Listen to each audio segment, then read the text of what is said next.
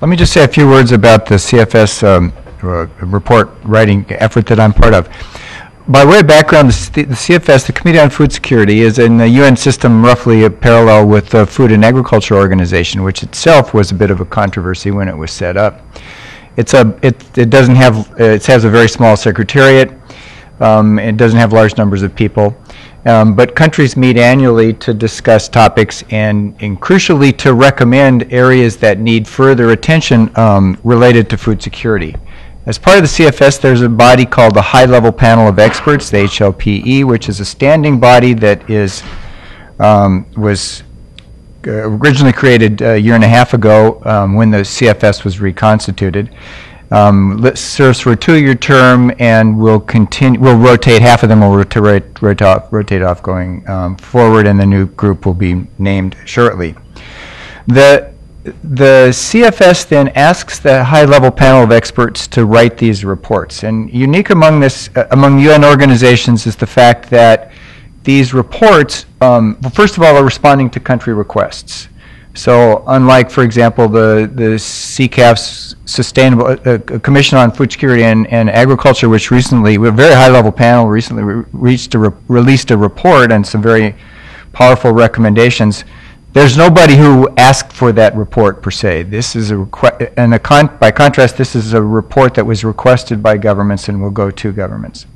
The other thing that's really unique about this is that although the people who authored the report, in the first instance there's a writing team and then it comes from the HLP itself, do not represent organizations. They are experts and write as experts in the particular area.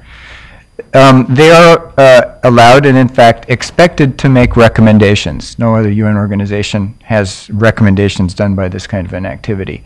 And the report is not vetted by the countries. Instead, it's vetted only by the members of the HLPE, which then post it on the web, and if all goes well, it'll be posted. This report will be posted sometime in early July, perhaps late June.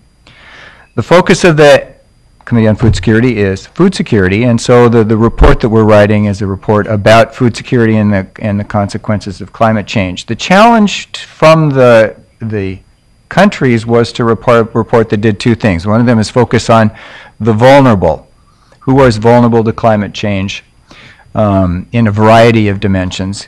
And the second part then was the consequences of climate change for productivity. And related to this then comes up the issue of both adaptation and mitigation. Both of those were mentioned. And so the turnaround time for this report is short. The writing team was created only about December 15th, and if you think about the calendar, very little gets done between December 15th and January 15th.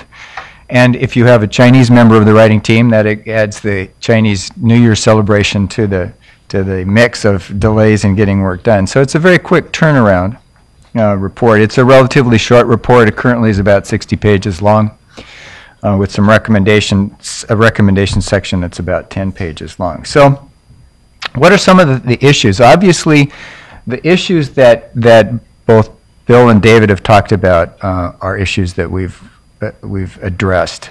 The challenges, what are the challenges of adaptation for the agricultural sector? What do we know about what the challenges already are, and what can we expect going forward to be the challenges?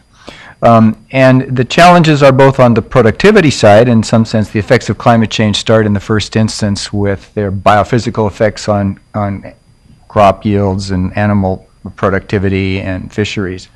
But then how those translate into human vulnerability, both through livelihood effects and in terms of changes in composition and of the diets that are potentially available to people. So we focus a lot on adaptation and about what are some of the options for adaptation going forward.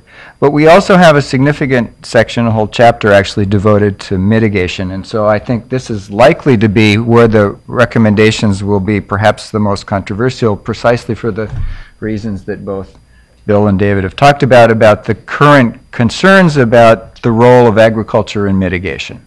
Now, this is a scientific report. It's not in the first instance a political report. And if you look at all of the projections for emissions pathways, you see that the developed country emissions, which are quite large on a per capita basis today, and certainly in terms of total contributions to emissions are quite high, are relatively flat, and the emissions from the developing countries are growing quite rapidly. And so, as Bill actually had said, if we're going to deal with, and these are agricultural emissions, if we're going to deal with mitigation, we're going to have to deal with agriculture. And so development strategies that include low emissions pathways are going to be, I think, probably a fairly strong recommendation for what needs to be done coming out of this committee. The question, of course, is how this is financed, and then we come back to the question of carbon finance and payments and who pays for what. And I think those are questions for which there's likely to still be some debate before we come up with final recommendations on those. Some other topics that I think we will have something to say about. One of them is the issue of whether you focus on adaptation. And I think we will say no, you do not focus on adaptation. You focus on food security in the first instance, and then you think about how adaptation challenges food security. So the focus should be, first of all, on what we need to meet the food security threats that we face, and then how climate change will alter those threats, and so what we need to do specifically to deal with those threats, rather than having the silo of food security and the silo of adaptation.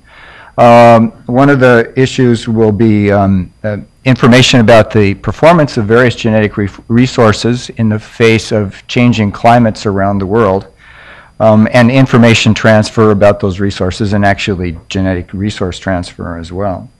The smallholder agriculture thing has come up in a big way, and I think I think there would be very little disagreement among anybody actually in this room that if you're thinking about the vulnerable and if you're thinking about agriculture, you think about smallholders and how to make them more productive, how to improve their livelihoods. But if you look at the trends in population and urbanization, that in the absolute terms, the number of people living in the countryside in 2050 will be smaller than it is today. And by definition, therefore, farm sizes will have to go up on average around the world. But there will be a transition process that's going more rapidly in some places, say China, than India, as we heard a couple of days ago from Hans Binswanger, where farm sizes in India are actually going down at the moment. So the role that climate change and smallholder agriculture play going forward is one that I think is still, there's lots of questions that need to be addressed. And so there is a big urgent need for more research on a variety of things, obviously productivity, and everybody in this room would support that, and the consequences of different kinds of agricultural practices for greenhouse gas emissions and sustainability, and the role for mitigation and who might fund the mitigation efforts. And then I would end finally by saying anybody who's listened to me give a talk in the last 2 years has heard me take this vow about complaining about the quality of the data, and that will be represented in this report. A plea for much more and much better data collection of a variety of kinds. Stay tuned. That's coming out at the beginning of July, maybe the end of June.